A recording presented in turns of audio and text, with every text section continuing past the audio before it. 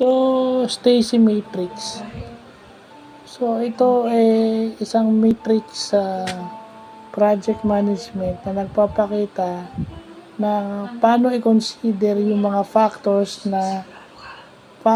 na nagbibigay ng complexity o gaano kalawak o gaano kahirap yung isang project. So, yun lang ang ibig sabihin ng Stacy matrix na yun.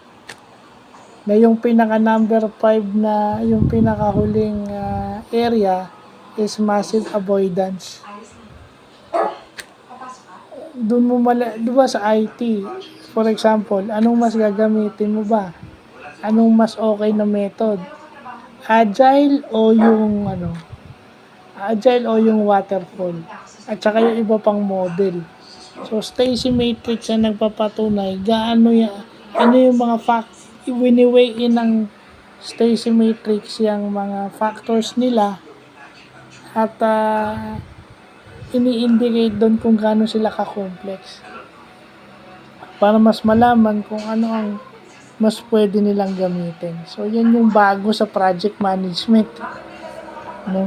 Yan yung mga bago sa akin na ibig sabihin na hindi ko na basa or hindi ko na ituro before. So, ayun, hindi ko man naituro doon sa mga tinuruan ko dahil ngayon ko lang nalaman.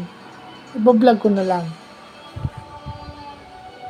So, hindi, meron tayong i-discuss na parang unknown components din sa Stacy matrix.